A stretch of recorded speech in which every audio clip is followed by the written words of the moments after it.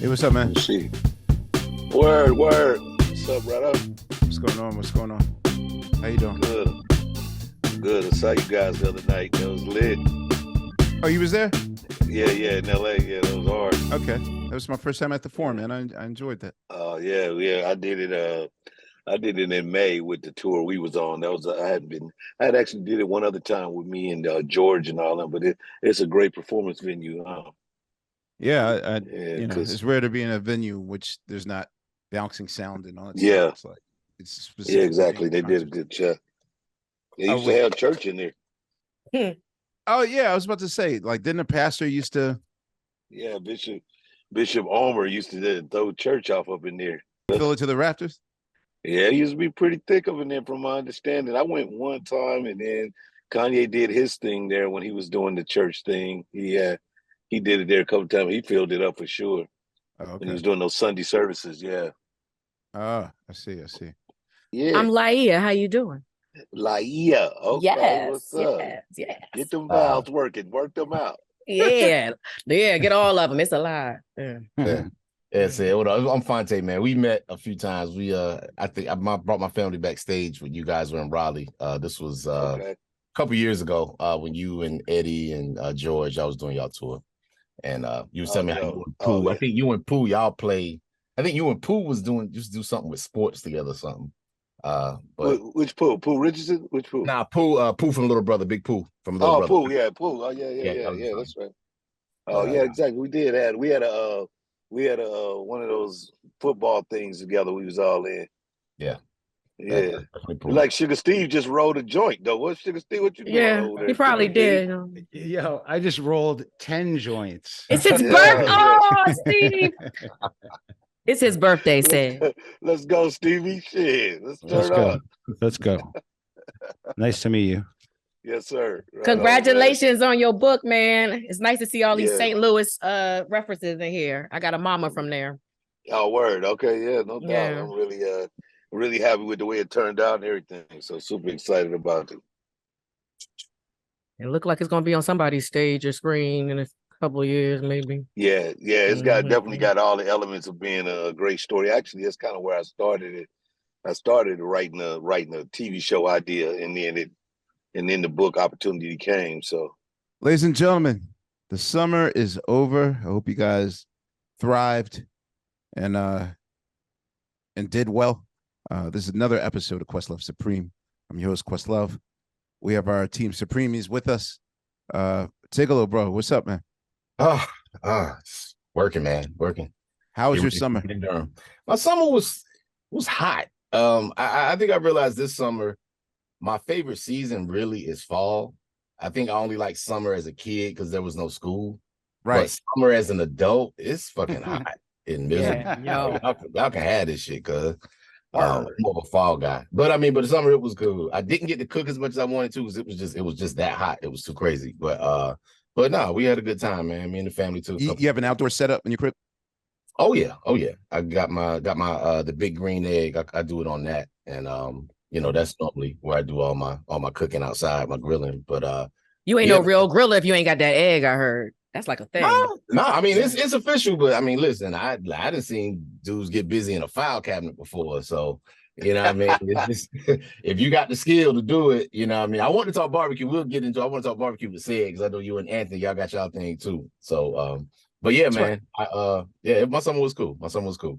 Word up. That's right, Steve. You remember we used to put out the deluxe George Foreman grill on the patio? No, we had a real barbecue, but Foreman was handy. Yeah, definitely handy. I miss my Foreman grill, man. It's probably still on that patio. I've left the house like 16 years ago. I bet you still out there. How's your summer, Steve? What's going on, bro?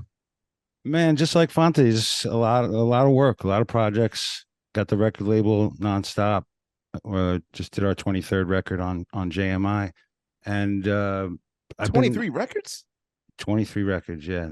Last six or 7 jazz years. Label for real, cuz. You guys remember when it started right around the time Questlove Supreme started? Yeah, Ray Angry One was your first one, wasn't it? That was second one, yeah. It's like 10 Ray Angry albums later. Right? Yeah, well, he's our flagship artist for sure. Okay. and a lot of good stuff coming out. Yeah. Cool. Laia, how goes it? It goes well. Much like Fonte, it was a hot summer, especially because this is my first Perry summer. So that was an experience. Perry summer? Perry summer. Oh, fellas. So let me tell you, perimenopause is the stuff that happens before menopause. It could pop off at 35, starting at the age of 35. Mine happened a little later. And that's just when you get all the heat from the menopause. All your things are still rolling, your body's still doing things, maybe not as often. I'd be partying for 50 days without a situation. But yeah, if you look at me now, there's a glow. So you're saying every day summer for you? Every day is summer. Every day. And shout outs to your bandmate Kamal, who wanted to make that known to everyone yesterday. I'm still gonna kick his ass. Thank you. What did he do? Oh no, he just announced that I had my menopause fan in my hand. And I was like, it is, but let me tell my story. No. He only knows that because I can attest that Kamal, Tariq, and maybe two other roots also had their fans in there. There's a thing that you plug into your iPhone and it cools you off. And yeah, we're up there, man. This is the summer in which I felt whatever the equivalent of preschool is to being a senior citizen.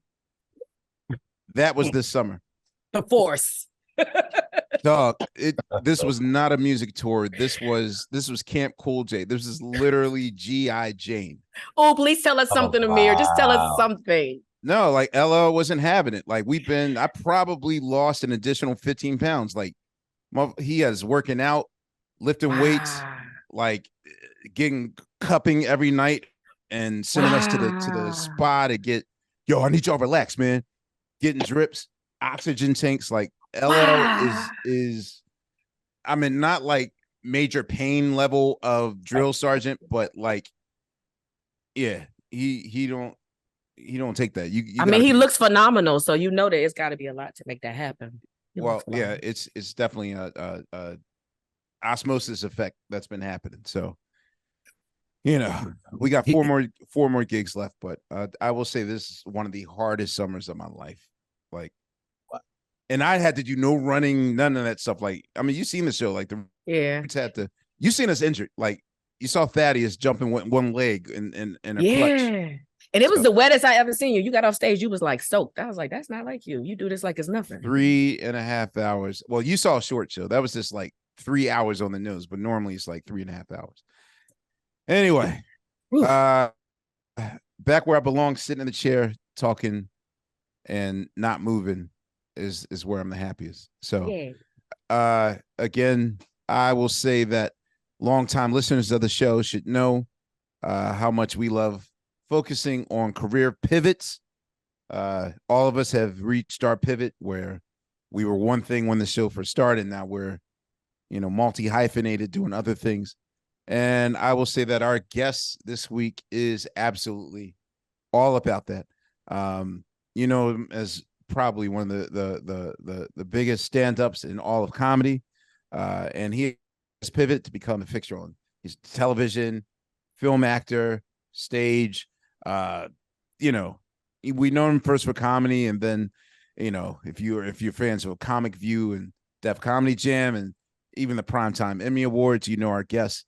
But he's also executive produced shows and created opportunities for so many other comedians and actors in his wake. But also, I will say that our guest tonight, he's sort of expanding his palette a little bit, and he is a novelist.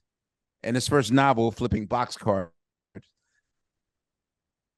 Okay, I'll admit it. You ever have a moment? You ever a piece of mango stuck in your tooth and you just can't? It's like, but I'm forcing myself to talk like that. Anyway, I'll do this again. I heard you said, Steve, that wasn't funny. You're doing great. Thank you. I appreciate it. All right. And his first novel, Flipping Boxcars, is currently out, and he's joined us to talk about his life, his career, and his many pivots. Ladies and gentlemen, give it up for the one and only. You're ready for your next Entertainer.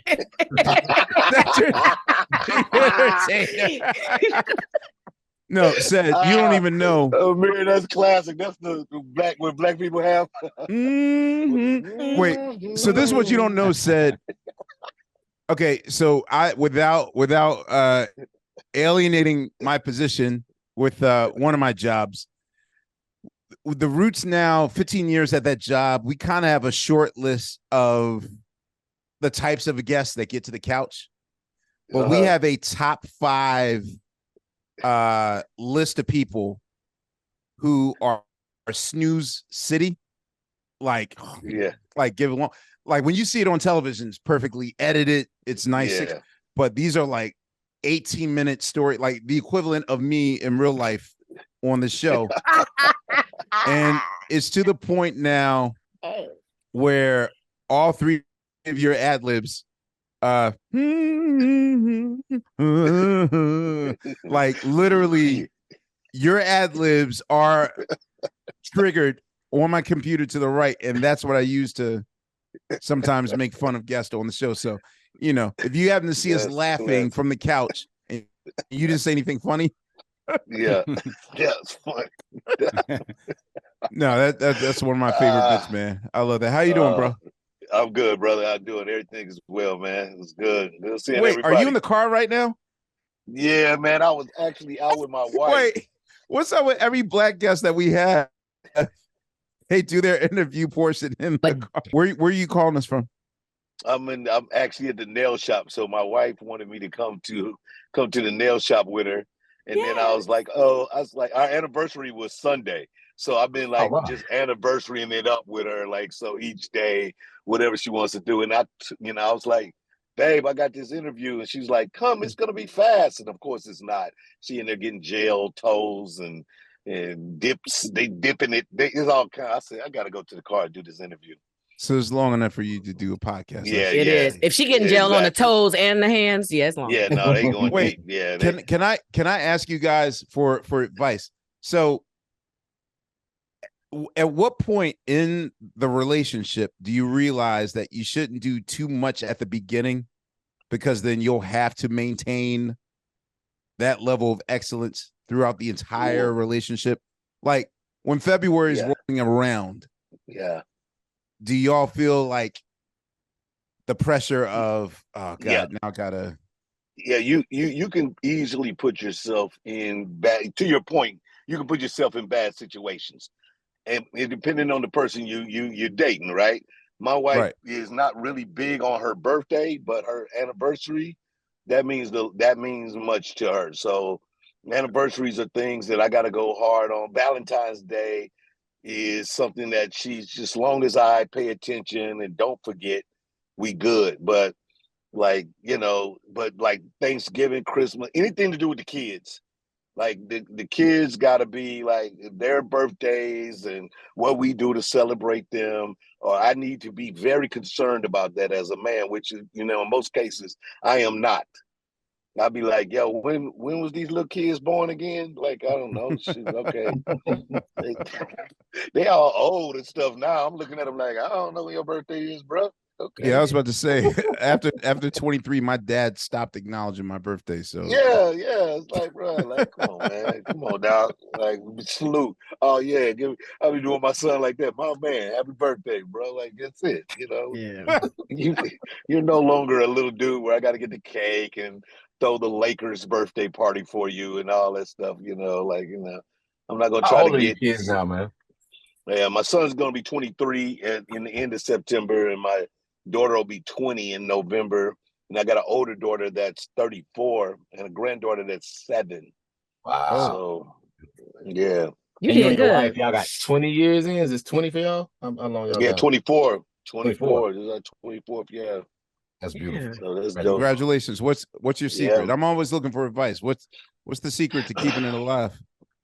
I mean, we really enjoy each other. I think that was the main thing, is to really kind of keep your wife as your girlfriend, try to keep that part of it alive, so that you don't get into playing those kind of traditional roles and get, everybody just kind of like playing the game of marriage. So we still like date a lot and have fun together, laugh a lot and have our own inside stuff. And it's important. Even when we was raising the kids, we still like, made our relationship about us And, the parenting part of it was, again, a part of the overall system, but never was it all about like, oh, we just going to be mama and daddy and not, you ain't going to be my girl. You know what I'm saying? You got to be my girl too. So I think that's the key. That's what's up. That's what's up. I've never had an in-depth conversation with any of the kings of comedy. And, I've seen many, like a documentary on like the comedy act theory and all those things. But I know that a lot of you have gotten your start out, I'm assuming like in the Midwest, then making your way out west. So just in general, I want to know, like, where does first of all, like, where does humor play in your life? Like, were you always the class clown? Were you always making people laugh? Like, at what point on the timeline will you mark where your journey starts with comedy? I'm gonna say, probably that, that seventh grade lunchroom cafeteria area where we all kind of start to identify ourselves as like your own personality, but you also gotta stand up against the larger group, right? And I came from a small town at that time. I used to live in a little small town called Caruthersville, Missouri, and moved to St. Louis. So I was like the kind of the new kid. But I lived in a household where my single parent household, me and my mom. But like my uncles and my cousins, they was funny. Like I got like one uncle that just was one of these funny personalities, just always said funny things. And I think that was that place where you see it, that environment where you like somebody that's always gonna walk in the room and everybody can't wait till he get there because he's gonna say something crazy, and he had 100 of them. And so I think that even my style of comedy is more like, somebody like somebody like more conversational in my delivery, more like an uncle or a cousin. And then I had to learn how to put it on stage in a formulated pattern way. But I still more or less write jokes and come with my jokes from a point of view of like slice of life, like what I would say in a circumstance. At this point in your career, how do you work stuff out? I mean, because you've done stadiums and stuff. So yeah, you go to just kind of, when you need to work your ideas out. Yeah, I got a couple of comedy clubs I like to work out. Usually up north, like I'll go up to like Sacramento, that kind of area, or it's a little club outside of Oakland. That's one of my favorite clubs to go work out is in Pleasanton, California. So I would go there and just, do multiple shows. And that's usually where I'm trying to like write jokes and try new things out. But I'll also do it on the big stage. I've kind of gotten to the point to where if I think I know what the joke is, I'll just do it like right there in front of people, like just try it. So you're about maybe the sixth or seventh comedian that I've heard that will mention a place outside of Los Angeles. Yeah. So, but the thing is that when I'm I'm currently right now on Sunset Boulevard. The Comedy Store is always crowded, and all the comedy clubs up here. Who's working out there if none of the heavy hitters that I know are working out in Los Angeles? Like I always hear like, oh, there's a in like an out the way comedy club, like 100 miles away. Is it that there's a fear that a writer or somebody's going to take your joke or whatever, or? Yeah, is that's one thing in LA is that there's a lot of comedians here trying to find themselves, get put on, of course, looking for discovery. And so that's where they kind of work out, all the kind of guys that's trying to make it happen. And there's some people who, definitely have, like their brands already, say like a D-Ray or somebody like that. They work out here and they have their own rooms and that works, for them. But most comedians, we try not to be inside that. One, I try not to even hear other people's material so that I don't even, I'm not even get influenced by nothing. So I'll try to go like, outside of LA. And it's usually just better. The audiences are, a little more regular people with jobs, and it's kind of like to your point, is that middle America audience that you're looking for, but in California. where it's close to go to work. But when you go to Hollywood, you got the people that want to be seen, trying to be seen, and it's that vibe, so it's like, you gotta almost wear a full Versace outfit to go and do shows there. Like, it's like you gotta be just as sharp as everybody who coming out, like it's a whole thing. Look at this drip. So how is Los or Hollywood divided? Like, I know how New York is, where a lot of the alternative comedians are either Brooklyn only or maybe part of the Village, and then kind of the more established ones, they'll go to the Comedy Cellar in the West Village and kind of work their way up in Midtown Manhattan. And usually, like, the Vegas level comedians or whatever are just like kind of Midtown to Uptown. And then at one point I knew that there was a place for Black comedians to work out way uptown. I don't know if it's still that way now, but for those that are of the comedy act theater set, like, they work out, because I'd never see you guys at like is it still kind of an apartheid in terms of embraced? Yeah, a little bit. I mean, it's definitely, like Chocolate Sundays, which is at, the Laugh Factory. And that's a Sunday night kind of thing. That's where the Black comics go to work out in Hollywood at the Laugh Factory on Sunday nights. Comedy Store usually will have a night or two where everybody kind of goes up in there and pop. So almost all the clubs got like a night where it's the Black night tonight, where, and if you want to work out with your peoples, that's where you go. And then, it's a few like in LA, like it used to be one down like on Pico near that Roscoe's down there. I can't think of the name of it right now. I don't even know. It's hard for them to survive after COVID too. Like, it was, that's one of the things, because to your point, even the bigger comedians where people can draw a name and, and these kind of locations can do well, they find themselves struggling just to keep it packed, but, it's a lot of comedians. So, and there's a lot of comedians that's, want to get on stage and work that are dope, so I think that, those are the kind of spots that still need a lot of love and support. And usually I'll go by when somebody whether a friend of mine want me to really come through, like something like that, I might pop up and say, all right, cool, mob on stage for a few minutes. But I don't really work out like that much like when I'm in LA, because between the TV show and being a family man, when I go, I don't really want to just hang out and be like, do it the old school way. I'll be wanting to go in, do my business and break out, so. Yeah. Is J. Anthony Brown's place still open? I've been meaning to check on that place. Yeah, I don't know. Like, again, that was a spot that was, had a lot of love, a lot of reputation. I would think so, but I hadn't heard. I saw Jay not too long ago, and I didn't even ask him about the club. But it seems as though it's still alive, because it's right near Snoop Dogg's kind of big compound where everybody go and hang out. Yeah, so.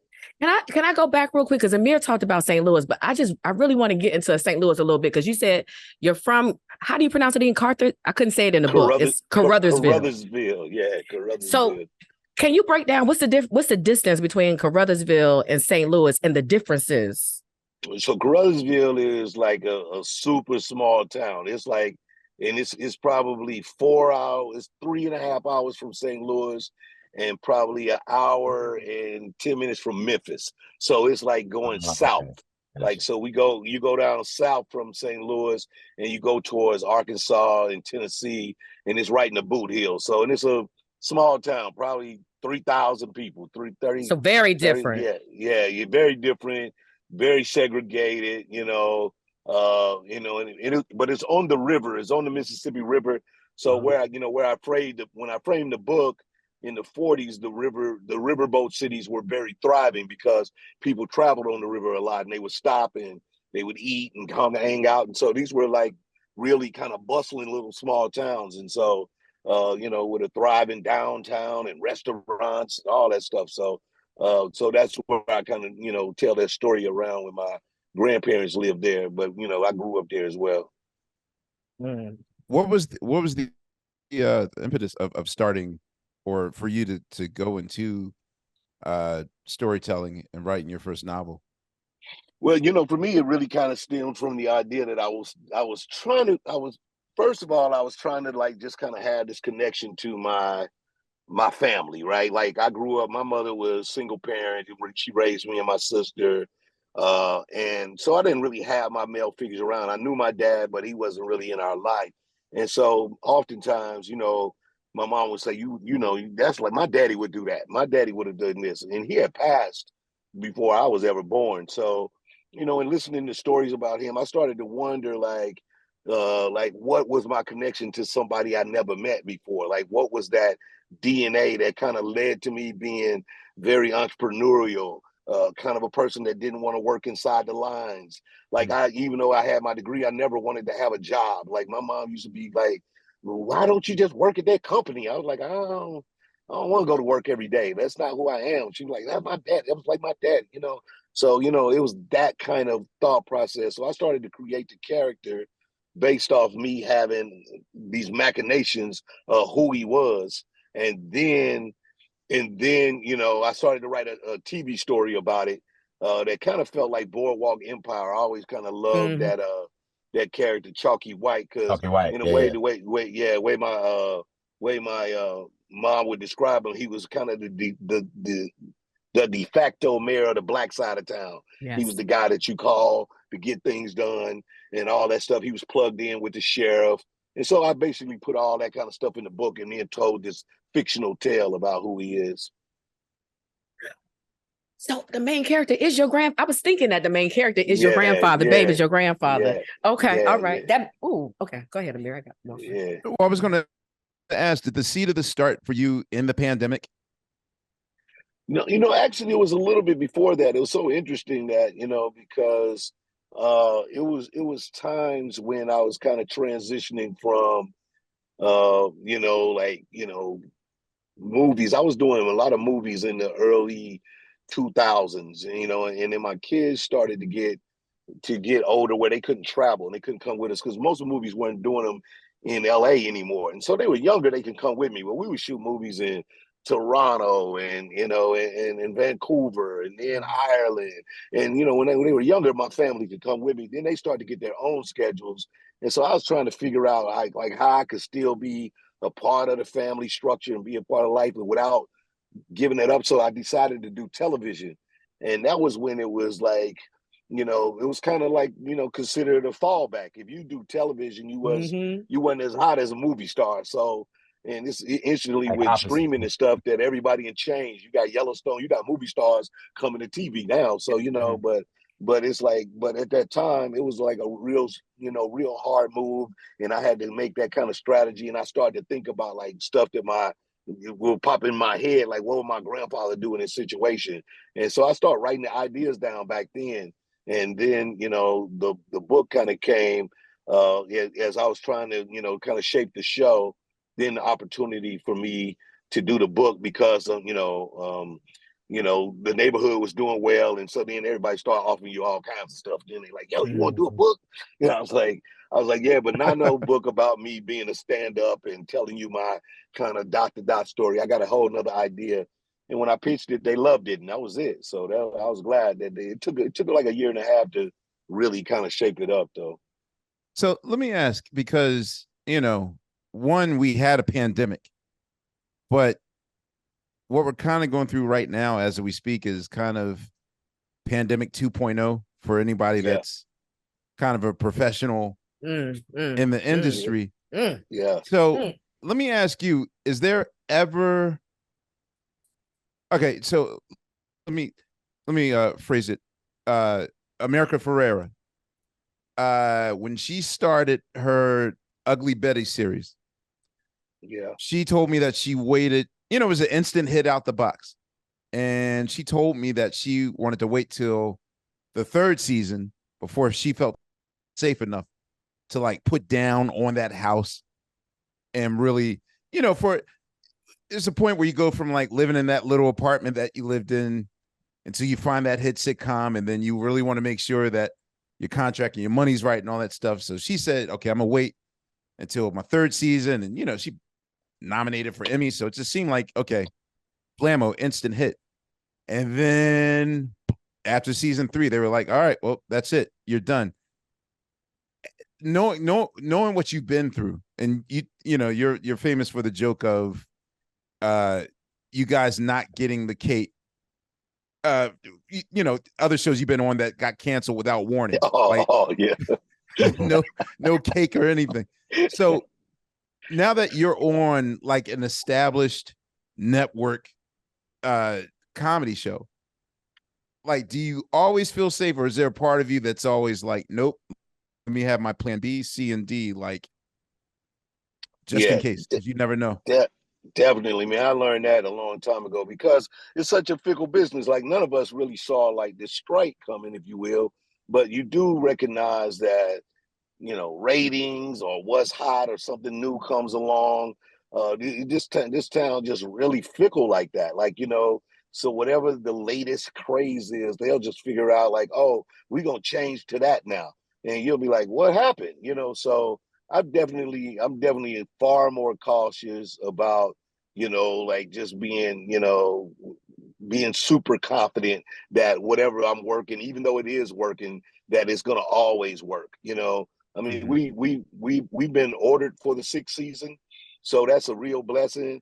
Theoretically, for the neighborhood, theoretically, I'd like to go to 8. I like to go and For be like in the syndicated likes of purposes. Yeah, but like shows like Blackish and other kind of black shows of that I feel like our elk pedigree that's been on like major networks should have the opportunity to run all the way out, like tell your full story, and so and then but also like now as a producer, I'm creating spinoffs and other versions, so again that you have the show live beyond its years. And so these are the things that I try to like even negotiate for. While I know that my show is doing well, I'm like, hey, give me the spinoff so that I can like turn my show into another show that can run another 5-6 years that I can be eating off of, and then do something else too. I can see that with your sons, the sons. Yeah, exactly. Yeah. All right, let me. So for me, there's a myth in the music business where they say like all it takes is one hit and you're set for life, which is kind of a truth and a lie. I mean, in other words, like might have been true in '88. It ain't true today. Right. Yeah. Especially. Yeah.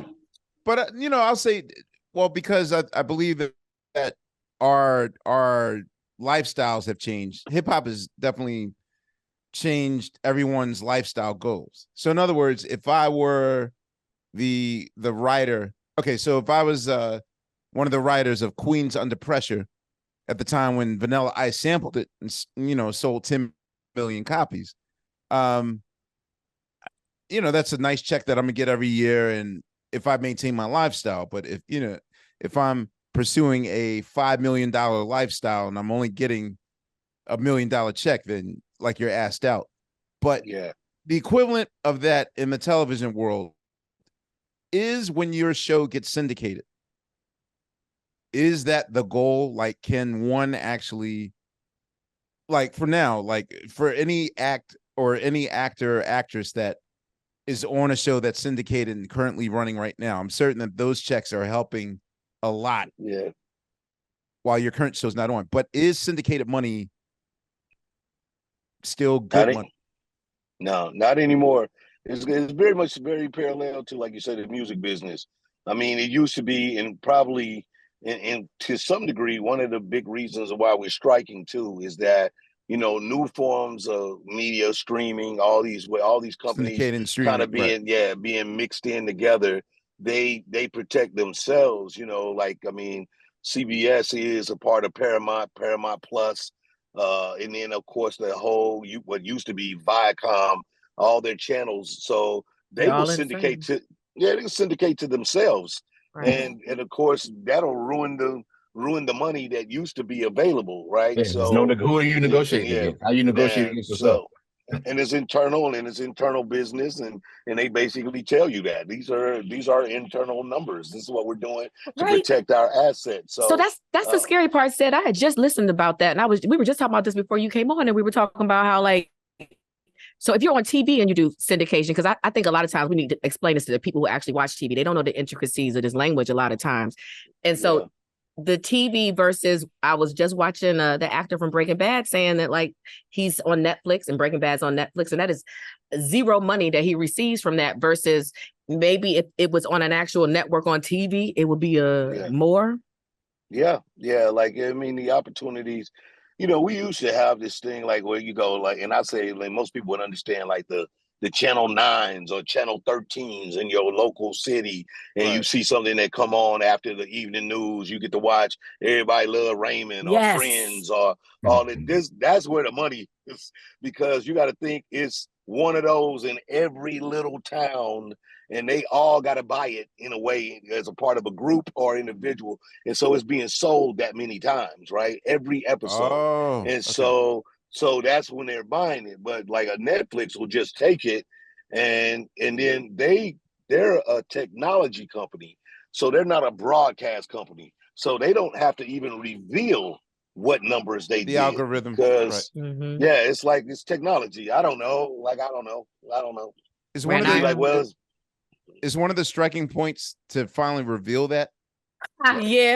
Yes, that's one of the real gets to push towards it, because really what happened is not even that we didn't know, is that we need to be able to have the kind of transparency, because what they did is they kind of take your intellectual property by not revealing it, because they do original programming, because they do have people create things for them, and then you don't have to basically tell me what it is, right? I can pay you one time and you can have a hot show, and I don't have to really ever reveal to you how hot that show was. Like, I don't have to ever say it was but I paid you. And and their thing is that usually they pay more than what people used to get paid.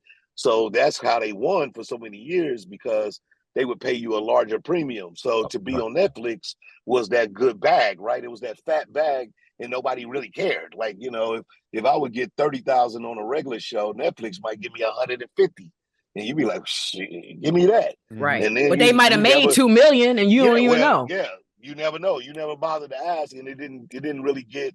It didn't get important until shows got bigger and bigger, and you start to realize, like, oh, that's really all we watching is Netflix a lot now, and Prime and Hulu. We only watching these shows now. Where's the money? So that's why it seems your pivot is more brilliant than it looks, right? Because not for nothing, do you feel like your business is changing in a major way? I said to music people, I was like, we used to be like, wait till I get to TV and film. That's where the big money is. Everything is becoming the music business now. Like, movie is it's so true. It's like every business I was gonna say, it's like every business looked at the music industry and was like, yo, they don't pay nobody. Why should we? Exactly. And that's it.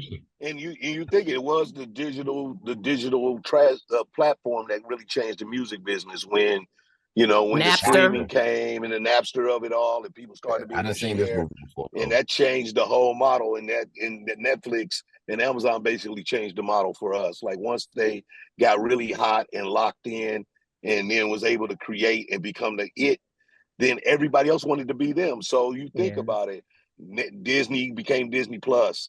Paramount became Paramount Plus.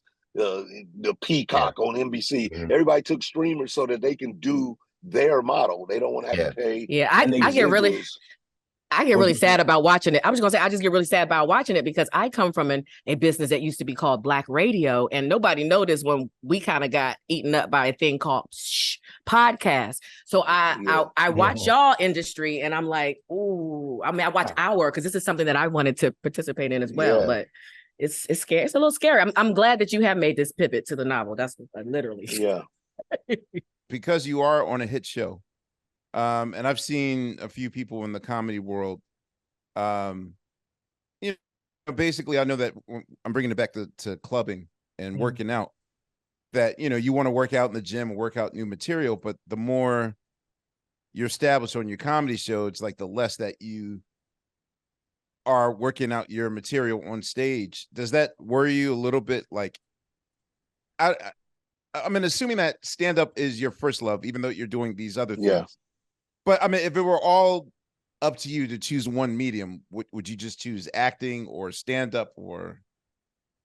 You know, that's interesting. I mean, I think stand-up is the freest. You know, I always say that. You know, I did some shows this weekend. I went and did a casino in Oklahoma, and that's the really great thing about being a live performer is that we have so many like different spaces. You got comedy clubs, you got all these casinos across the country now.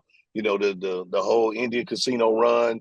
You got the big casinos. You got big venues. You know, if I decide to do a larger tour with some of my friends, like we did this summer with Straight Jokes No Chases with me and Mike Epps and DL and DC Young Fly, we was able to go and do arenas, and it was fun. And we rocked that all the way till May, and then went on a break because mainly the music acts kill the summer. We learned a long time ago. If you a stand up, don't you go out there against Beyonce. You can't win against Beyonce. Beyonce, Taylor Swift, and Drake are killing us, man. And the festivals. You don't.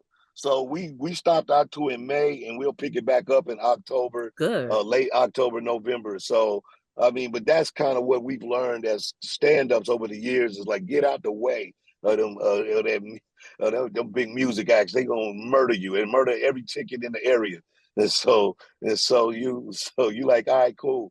But you know, again, I was able to go and do a casino because it's kind of an enclosed audience. You know, you can go and the casino gonna market to their people, and they gonna say, hey, Ced's coming, and I'm able to go and do 2,000, 3,000 seats, you know, 2 nights in a row on my own. Like, so that's a beautiful thing, right? So I respect the stand up and I stay with it. You know, I've been my whole career, I've never really ever given it up. You know, I've known comedians that, you know, you make it on television or you start making it in the movies and you kind of give up on it or you feel like you don't have to do it anymore. But it's the dojo. It's the place where even if I'm going to write a movie or be in a movie, I like to go do stand up before I even start the movie because it helps you kind of start your engine on your comedy vibration. Like if I got a character or something I'm trying to do, I'd rather just go do some stand up in a small place for a little bit just to get my energy going. So like, all right, cool. When I come to set, I'm going to be funny as this character.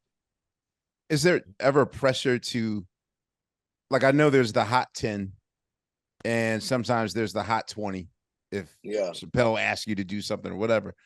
But when you are like, are you the type of person that has to ramp your way up to, 75, 90 or whatever the time is for like Netflix specials or HBO specials and whatnot? Is it? Yeah. How hard is it ramping up to that, especially with like, is it, I guess I'm asking you if, are you operating in the same way that an MC operates? Like, like obviously, you could take Fonte or even Tariq from the Roots. Those both, very capable, excellent MCs, but this is kind of a new battleground, if you will, with new rules. And MCs today don't relate to the, or do they have the same process as yesterday's MC? Is it that way for the comedy world, or is it still about for you a punchline? Chris Rock told me that he doesn't believe in a punchline anymore, which kind of shocked me. So yeah, I mean, it is a little different. I definitely think that new comedy has kind of removed the idea of punchlines. Like people are more like into like trying to deliver. I think after Chappelle hit, everybody just want to be prolific, man. Like everybody want to try to deliver like they, these brilliant, smart people, and that's just him. Like he got a totally different brand than everybody, right? So and he think that Yeah. A lot of people don't read, and then they want to be out there talking about they saying smart stuff.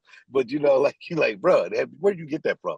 So, but right. I think that for me, like the idea of like even thinking about delivering a special, like I'm probably one of the one comics that take a lot of time between my specials because I have material that I feel like makes a special, but you know, I'm also not a person that's very interested in just kind of throwing stuff out there. You know, I think people use it for a number of different reasons. One, you know, you might have the deal on the table, right? They might say, all right, cool, we're throwing a bag at you, put this special out, and you'll see people go do it just so they could get the money, right? And then you have people that really feel like they got something to say right now, and they, you know, and they'll put those specials out. But I think in the last couple of years, you know, for me, it's all about like just making sure that my my material, my personality, what it is that I want to say is all in tune with the brand I built over 30 years. So I'm not gonna just go out there and just take like little chance. I think y'all like that too, as far as the roots go, as far as my opinion. Like y'all are curators of y'all brand, like in a real way. When we was watching on stage the other night, me and my wife was saying the same thing. It was like nobody has the ability to entertain like they do. Like, you know, you'll see the new people like that, you know, kind of come out and maybe have a band on stage with them. But it's like the combination of musicality, real professionalism, and something you know you gonna get when you spend your money, right? I know it's gonna be lit. I got it, right? Now I know, like going to Mastro's or a quality restaurant where you know it's gonna be good. I don't have to worry about it. Like, it's good. So that's what I try to deliver when I'm you know, when I'm doing specials or anything. So I'm never in a big hurry to just throw out anything. You're not putting any pressure on me whatsoever for my future in music and concerts. He's saying, do what you continue to do. Do what you continue to do. Yeah, That's what says. I know. Yeah. But okay, there's something I always wanted to know. Can you tell the story or how?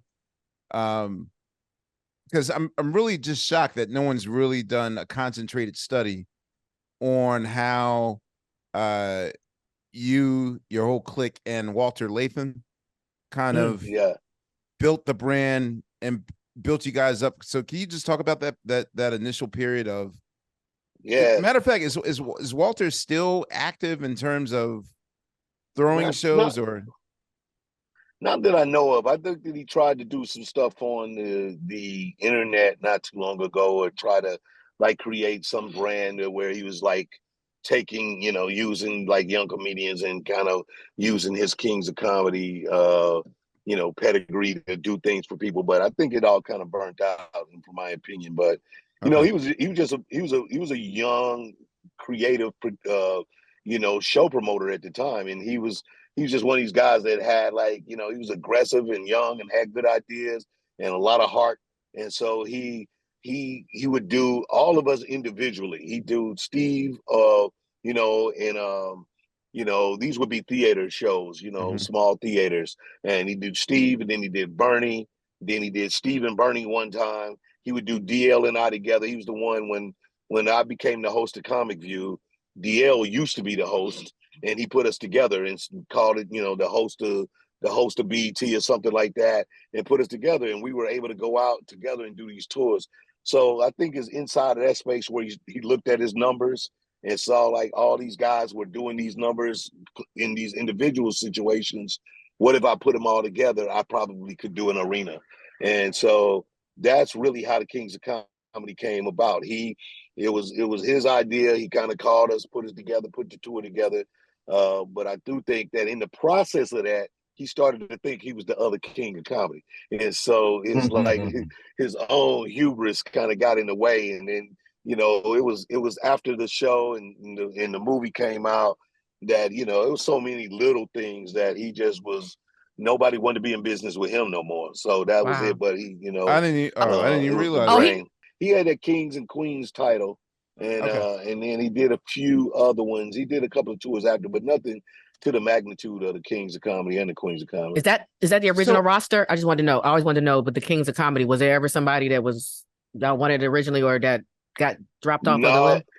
No, Dio was an addition. It started out just me, Steve, and Bernie, and then they added DL, and then that became the one that, you know, that really toured around and got hot. Yeah. So yeah, we started out just the three of us. We got Tori with MC and had a night popping. When you're doing that, like who's determining like the order of things and who's the or at least the curation of it all? It would be it's usually the comedians.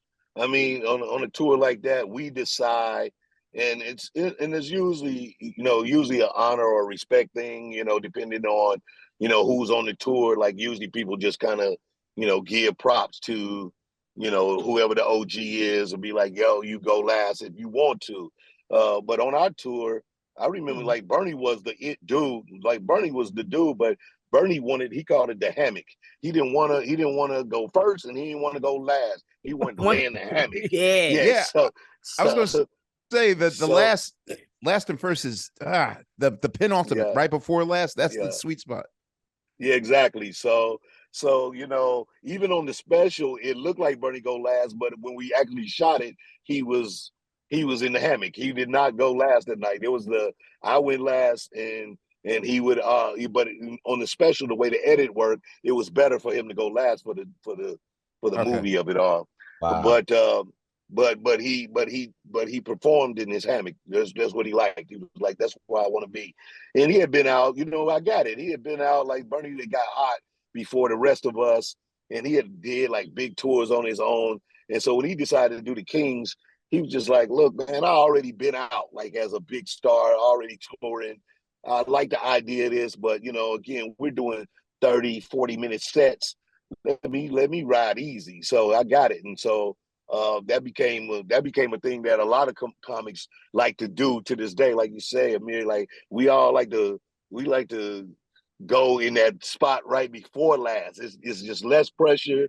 You could kill it and you could be gone. Be like, yo, deuce, I'm out. Like so, right.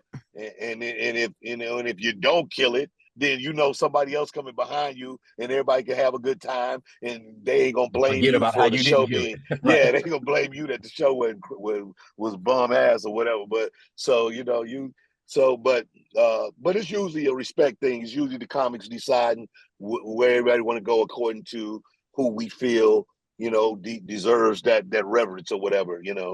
How involved were you guys working with Spike in filming that? Was he kind of hands on with you guys, or did he just let y'all? Yeah. No, it was a one we all made a choice that because we were trying to find somebody to direct the movie. It was our choice. We were all partners on the movie, and Spike came up, of course, presented the idea that he wanted to do it, and I mean he was the most expensive one to make our partner, but we also knew that it was the best move to get a movie its the kind of cred that we wanted. And then he Spike Lee, he really loved comedy. He loved the idea of being. He came. I think we did Radio City Music Hall. He came and watched us. Came backstage, talked about it. He just super hyped, and we was like, "Yeah, this will be crazy if Spike does this movie." So and it just ended up being the right move for us. And again, we knew that when you bring Spike on, he gonna cut into the money, like all the money that we could have gotten for using. We could have used Billy Woodruff or somebody, Not laughing that hard. Shout out to Billy. Shout out to Billy. No, Billy's cool. Billy's cool. No doubt. That's my guy right there. No doubt. Hey, wait, I got to ask you, because from a fan perspective for y'all, those fellas, 2 questions. Number one, I just got to know how you preserve Bernie in your heart, and also like the relationship with you and these men. Like, how do y'all make sure that y'all continue to nurture it? Or do y'all? Yeah, for sure. I mean, I just did my golf tournament, my celebrity tournament, charity tournament last year. Both Steve and DL came. Of course, me and DL, we see each other most because our wives are friends, like real friends. So we see each other a lot, go to dinner, hang out, and then we tour a lot too. Like all the kind of big arena tours I've been on, DL been a part of them. So, we got that kind of brotherhood. And then B Mac is just one of these guys, man, that, whenever we always related to the Kings of Comedy. And so, almost in any interview, every situation, he's gonna come up and be a part of it. But he, kind of like what Quest was saying about like certain jokes, he just got so many catchphrases that all of us that they I go to for regular life. If somebody say something off kilter, then we gonna pull out a Bernieism You know, it's like they just a part of like how we made up, especially by being with him so much on the tour. You know, like he just have a 100, you know, on a 50-yard line, but it's first and goal. You know, you be like, what? You know what I'm saying? So that means that's wherever I am in life, I'm out here trying to win, and I believe I can win. At this point, I'm on the 50-yard line, but for him, it's first and goal. And I was like, dig it. I love that one right there. Like, so you know, that's B Mac. That's his kind of language. So man, I wanted to ask you about two of my most favorite roles that you have done: Gus Pitch and Jazzy D. Yeah, the movies are Gus Pitch was Intolerable Cruelty. Yes, I needed that. Jazzy D was top five. Was top five with Chris Rock movie. Yeah, both of them was like these sleeper movies, man. That I was always really really blessed to be a part of these like moves. Like one, Gus Pitch was like just this fun character because it was like, yo, you get to be in a movie with George Clooney and Catherine Zeta-Jones. And you know, this the character, you the detective, and it was the Coen brothers. And, you know, so you get to work with it. Yes, please. Because that was it was an unconventional film for what they normally kind of do. You know, what were they like? They you know, they're super artists, so you know, and they're very eclectic and different. Of course, you know, Joel is you know, probably a little bit more talkative, and then Ethan is kind of like, you know, laid back. And so, but they were both like, they both like really enjoyed what I was bringing to the character. So like once they kind of recognized like what I was gonna do and what I was doing as a character, then it was like really fun. They just kind of embraced so many things that like choices that I kind of wanted to make as the guy.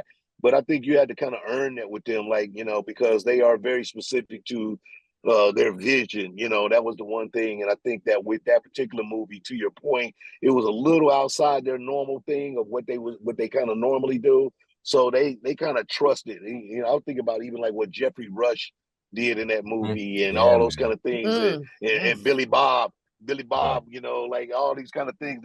People did different little, you know, character choices. Billy I Bob. think they kind of opened up and like, yeah, you know what? All right, try it. You know, so I think that.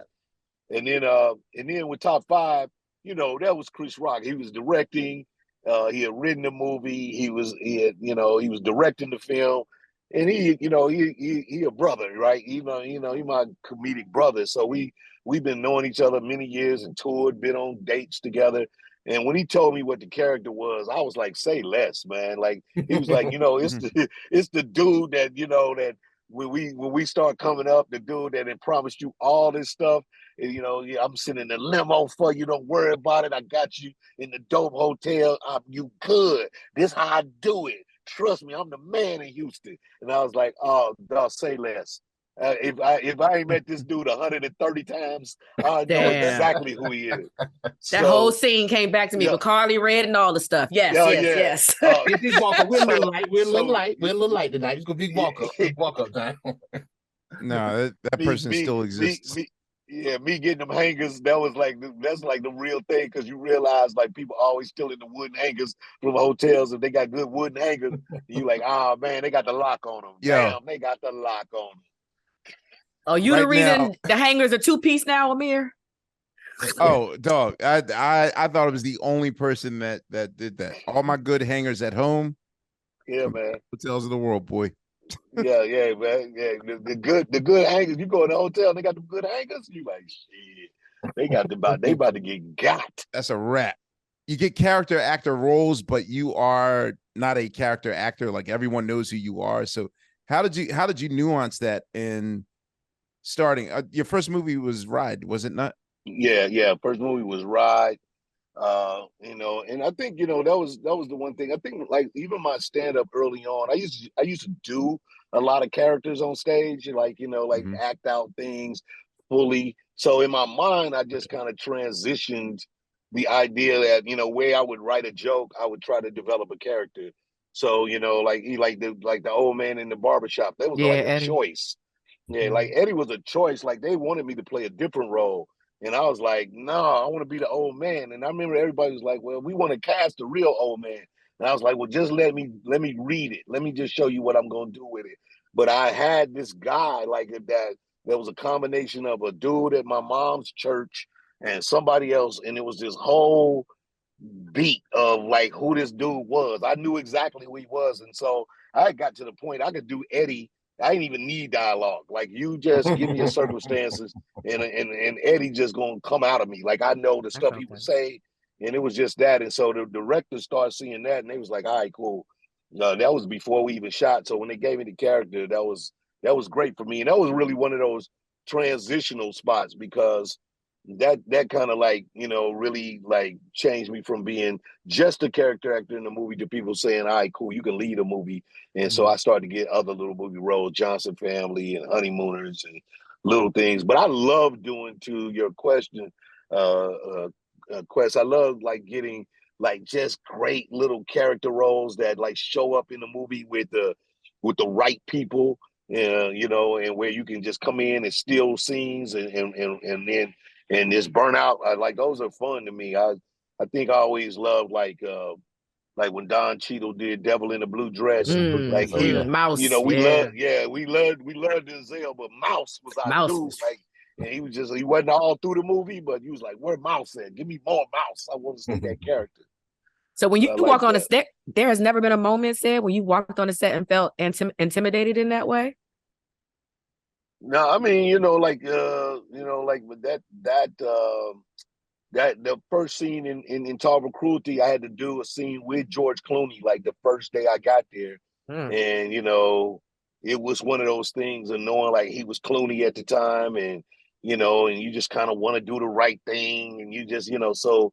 But I never really got small. I just was very careful, right? Like, you kind of like more careful, like making sure you don't. And I knew the Coen brothers was a big deal, and it's all these things where you just want to be like, I don't want to be this guy to come in and like act like these people not a big deal, and then you find out like, oh, that was offensive or whatever. So that's the young version. But I always kind of was confident in who I was and what I was coming there to do. So I just leaned into that more than anything. Did they know who? Because as your fans, did they know who you were? I always been curious about that. Like, you step on that Coen brothers. Does George Clooney know? Clooney did, but I don't think the Coen brothers really knew. I think they knew like once they kind of got into casting, and I had to kind of go there a couple of times, and then they, at a rehearsal, then they kind of realized like, oh, you like really that dude. But, yeah, like people will come see this movie for you, like that. Yeah. But I don't think they knew that right away. Are you still in the occasional audition phase, or is it, I once said the entertainer and you don't, here's the script, tell me if you want it or not?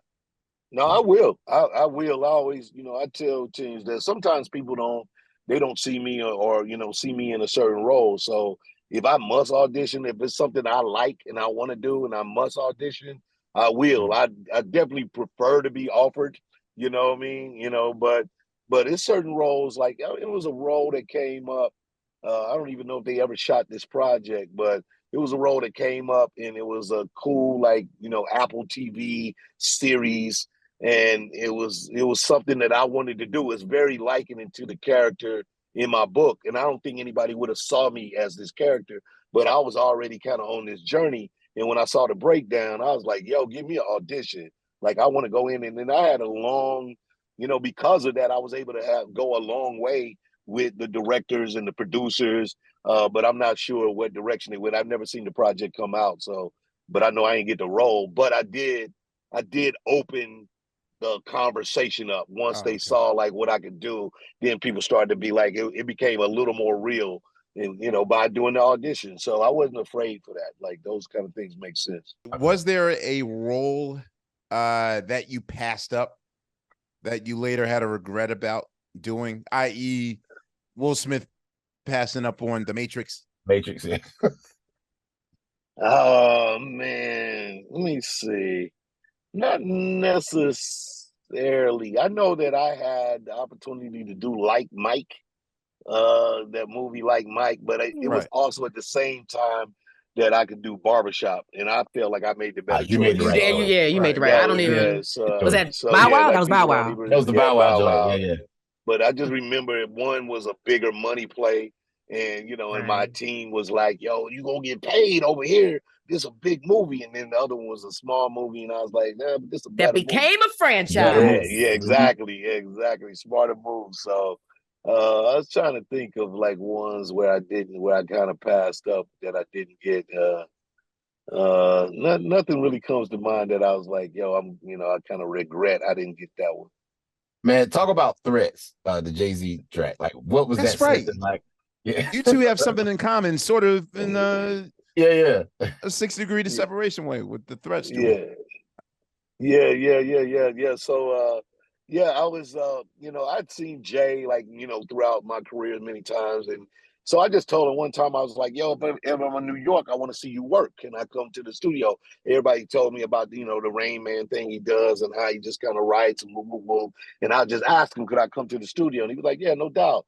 So I go one time, he's there, we in the studio, and everybody's just kind of hanging out. And he's like, I gotta leave, I gotta go and run some errands, but I'm working on this threat situation. I'm working on this thing.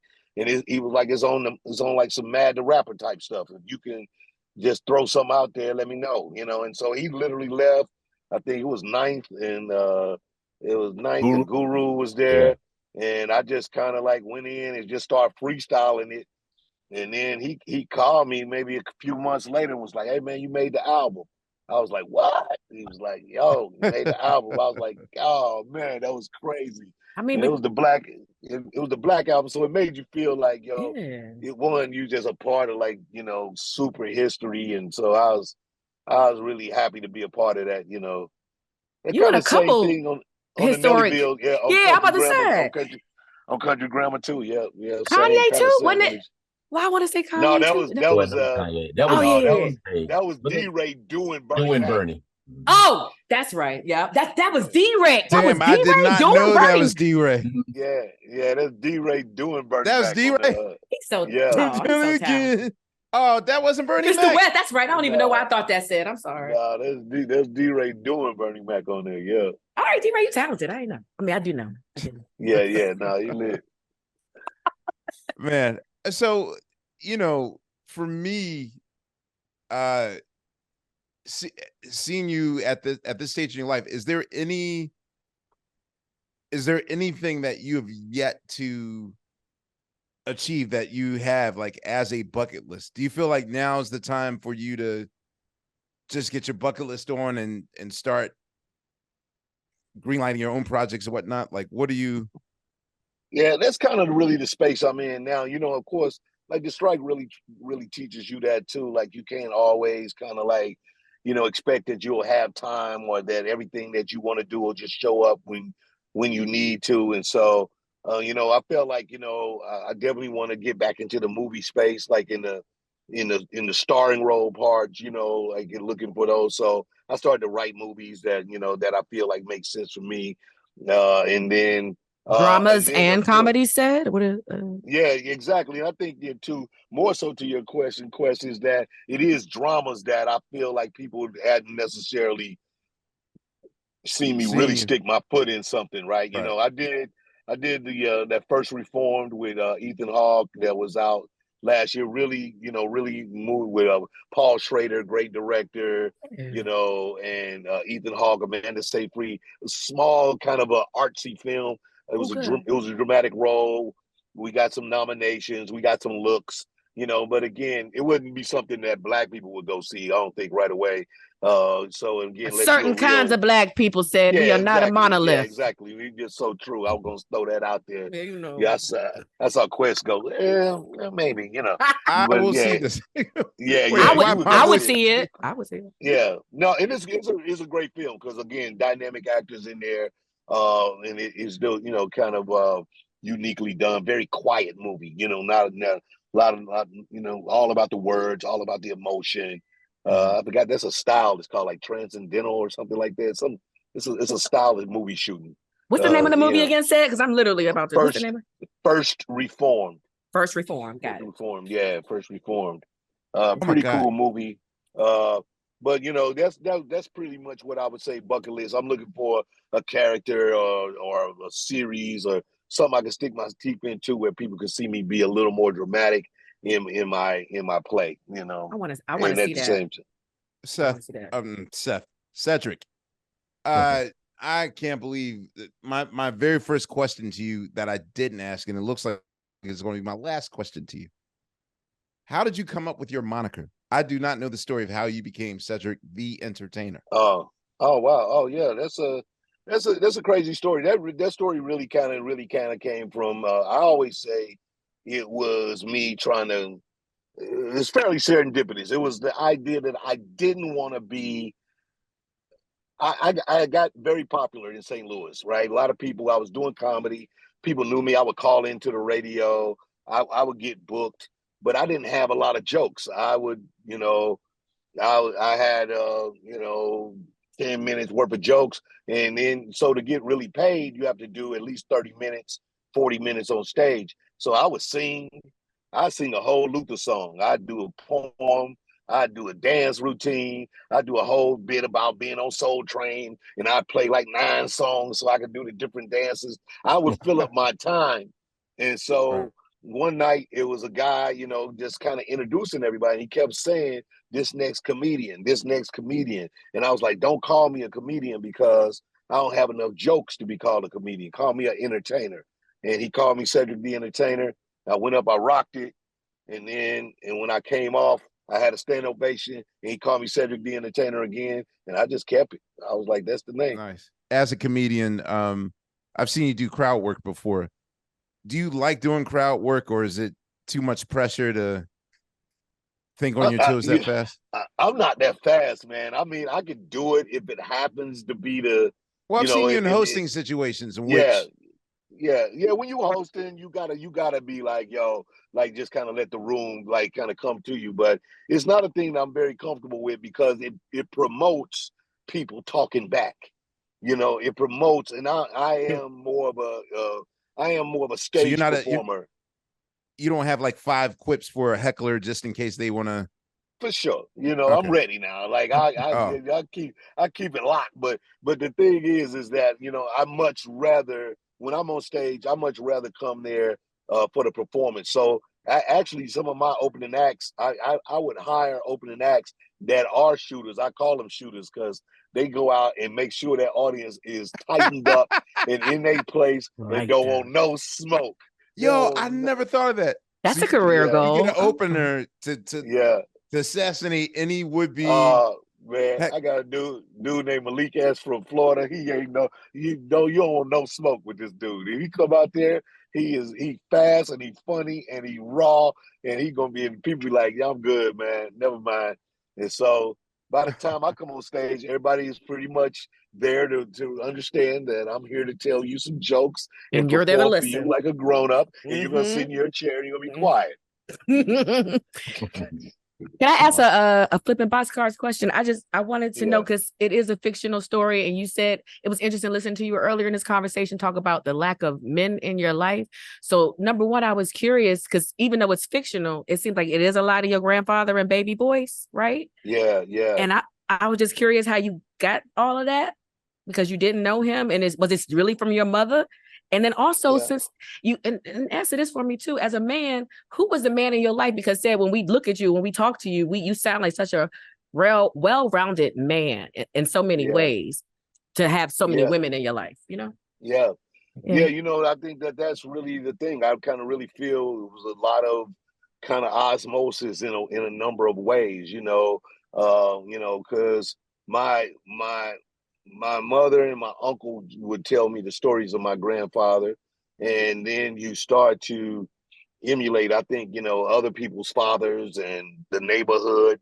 We were just kind of talking about that. When you see these young folks out here that kind of grow up and everybody kind of like, on the Dracos and everybody got their pants down and they want to be gangsters, you kind of see that when we grew up, our men in our neighborhood was people that was fathers. The ones that was there, they was like taking kids to the baseball field and you had to say yes sir to him, and you didn't call your daddy friend by his first name. Like these kids, they know people by Darnell now, you know what I'm saying? True. And they don't call that man Mr. Nothing. That'd be yo, wait that you literally live in a world where these kind of archetypes don't really exist. So for me, I think that's really, one of the things that I was kind of like, kind of like spinning the story from is like this idea that I like to wear suits, this idea that I like to be respected and treat people with respect. I do think that I got a responsibility to others, like I recognize that. And somehow, my mother would say that's who my grandfather was. Like he would do all these things. He makes sure that even though he was, in the underworld and he was a gambler and a hustler and a bootlegger, but he kind of did all these things because that was really what was available to him, at the time, So what's not true? I'm like, wait a minute. What's not true about Baby Boys? That's all this stuff. All that stuff is in there. The restaurant owner, he had the restaurant. He'd go and take care of the people out in the field. I say he was the first dude with a food truck. That would be in my mind because, because he'd take his restaurant, he'd make sandwiches, and then he'd go out to the fields, and then people would pay a quarter for a sandwich and some water, and he'd make sure he eat, and then he'd burn back out. That was all cash moves that he would do, those kind of things. And so, but he was also like a, extreme risk taker, which, in the book you find out like he took big risk, and, these sometimes they don't go your way, but that's the life of any of us, that you try to go out and you stick your neck out for your own ideology, right? You recognize that at some point in time it might not go the way you think, and then you gotta deal with those circumstances, consequences. Wow. So I want to ask you, you were mentioning earlier some of the conversation about your team and kind of deciding which projects to pick. The team that you have now, how long did it take to assemble them, I guess? And like who were like kind of your core people, your manager, publisher? Yeah, I've been really blessed, man. I mean, my core group of people are my guys that I met in college, man. Like my manager, my partner, my production company is called A Bird and a Bear. That's me and my partner Eric Rohn. He's my manager and my business partner. We called him Swan, from the Warriors, from back in the movie The Swan. Lord. So we called him Swan back in the day. And I'm Cedric Bear. So we A Bird and a Bear. So that's the name of our production company. But we've been together since, again, my college days. My tour manager and creative tour consultant. I went to junior high school with him. That's Kelvin Bland. So he a guy that been with me my whole career, like seeing me like kind of come up and just, and he started to learn how to do lighting and learn how to make my shows more interesting. And those were the kind of things he got interested in and booking me. And so that's it. And then I've been, with my agency and my lawyers for probably a long time too, like from early on when I got my first deals, so I'm starting to make some changes there, but for the most part, my team is solid. And I got a new publicist not too, maybe about 3 years ago. But they've been great too, but they came through, great recommendation. And so it's the same guy that does Eddie Murphy. He's my guy right now. So he's dope though. Yeah. Hey, before I close, I always wanted to know, like, I was an avid watcher of your Millionaire days. Is game show hosting, like, is that as fun as it seems, or like, do you have any other future plans for? I actually enjoyed it. There was a thing about doing, Millionaire where you are, that people were coming on here and they love these game shows and they really want to win. And it's a lot of fun to them. It's very arduous because you have to do, maybe, 5 to 6 shows in a day. Like you shoot a lot, it's a very aggressive, because and that was the biggest thing about it. But for me, it allowed me to live in New York for like 3 months. So it was great because it was a totally different experience. I was able to come and live in the city and be there. So the only reason I didn't come back and do the second season is that the next season is that they moved it to Connecticut, way up in Connecticut. And I was like, that's Weird. Not for me, guys.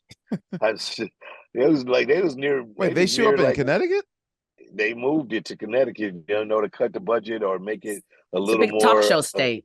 It's a big talk show state. Like Maury was there and Jerry was there. And oh wow, yeah, well, I did not know that. I knew for a second Tyler was there for a second. Like he had ESPN, ESPN, ESPN. But it was like that, and it was very, very small town feel. very outside the loop, you know, and you had to be there for 4 to 6 months. I mean 3 to 4 months. And I was just like, nah, you know, no. If you living in New York doing that, then that's fun because you in the city, you get to pop off, you finish your day, and then you go and we would shoot like Monday through Thursday, so I would have Fridays off a lot of times. Oh yeah, ain't nowhere to go. Game show. Yeah, I'm not gonna be stuck in Bristol. No. You know, that's not gonna be my move. Like, yeah, I want to ask you too before we go with your barbecue, man. You and Anthony Anderson. What do you like cook a lot? What's just some of your favorite? Is it sugar free? No, we just got the rubs right now. We don't have the sauces, so we the sauces are coming though, and we will because you know Anthony's diabetic, so that's why I asked. Out and make sure we're not gonna be over the top with all our sugars and all that stuff. But the idea really came from us. You know, we all golf together. Me, Anthony, George Lopez, Don Cheadle, Chris Spencer. Lord. Jesus Christ! Group. We all travel DL. And we'll travel and go. And then Anthony and I would often be the ones doing the cooking, grilling, cooking and making the food for everybody because we rent a house and hang and it'd be a fun time, man. So, but, I grill a little bit and cook a little bit. But what we really loved about this space is that everybody was, trying to do liquors and tequilas and all that. And what we wanted to do was use our celebrity for something we thought that really was like uplifting for the community and really authentic to who we were in the sense that barbecuing and grilling and getting together is black as they come and even more so American as they come. Like this is where people fellowship. I throw the meat on, you bring the tater salad, somebody bring the mac and cheese, and we got a meal and we're gonna play cards and we're gonna laugh and we're gonna drink. And we was like, yo, we can capture this as a brand. If we can capture that essence, that's what we really want to do. And that's what AC Barbecue about more than anything. We actually feature more pit masters than we grill ourselves. So we really go around and find like people that really cook, on the show. Like we'll pull up. Like that's the kind of thing. We'll love the fact that you really love it. Like, like you throw a cool barbecue at your crib or you got an egg. You got an egg. Season, and that's it. We come through, pull up and like, let's talk about what you cooking. Let's talk about the relationship you have to why you start cooking and in the stories. And then that's what we do. And then we, as AC Barbecue, we out telling that story along with, introducing our products.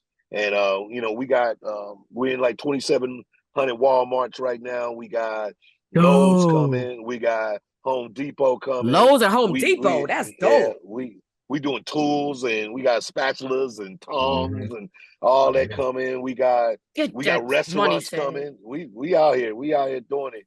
So we actually got an opportunity to do some restaurants on college campuses. So these are things that we all got in development. So we working hard at making sure that we out here, talking about, something that really started from, our culture really is that idea of taking whatever we got and throwing on some hot coals and making a meal out of it. That goes as far back as slavery and beyond on the way to cook. So, but it definitely culturally a thing, but we love, and we know that barbecue is different in different regions. And that's why we didn't want to be like, you got to do it our way. We love the way you do it. We going to come and show and get that love. And so that's what our show is all about too. So, man. What's up? Mr. Kyles, I thank you for coming on our show, man, and talking to us. About time. Like we've been here almost, what are we, 6 years now? Almost 7. We knocking on 7. Why do I have easy. a hard time remembering our Yeah, you don't love us, man. Oh, wow. Yeah, we knocking on 7. What did you say, Steve? Because you don't love us. That's a blessing, man.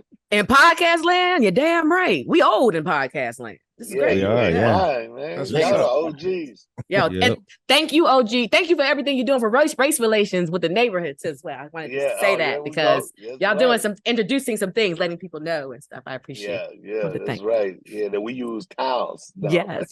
That's my favorite, Sid. I always talk about that. That is such a big deal. It's so true. We're talking about the towel joke, y'all. Y'all know we just found out that white people don't use washcloths. Yeah, washcloths. It's washcloths. Washcloth, Washcloths. Thank you. Steve, okay. Any comment? No, but thank you, Cedric. I love it. I love all the stuff you do. Thank you. Thank you, brother, man. Big up, Steve. Happy birthday, fam. Thank you. Nice. Thank you so much. Nah, thank you for everything, man. You're one of my favorite comedians and just one of my favorite entertainers, period. And I always got teased in high school. Everybody told me I look like you. So, and you have this humor. Full circle moment. Yeah. He's funny like that. That's dope. Yes. That's dope. Oh my God. He's Sherman Showcase. Check it out, Sid. I'm a long-time fan, brother. Just love everything you do, man. No doubt, dog. No doubt, man. Yeah. All right. Well, on behalf of Laia, Unpaid Bill, and Birthday Steve, and Fontigolo, and shout out to Britt and Jake. Bow to the king. Yeah, and the entire family at iHeart. This is another Questlove Supreme extravaganza, and we'll see you on the next go round. All right, thank you. Yeah, man.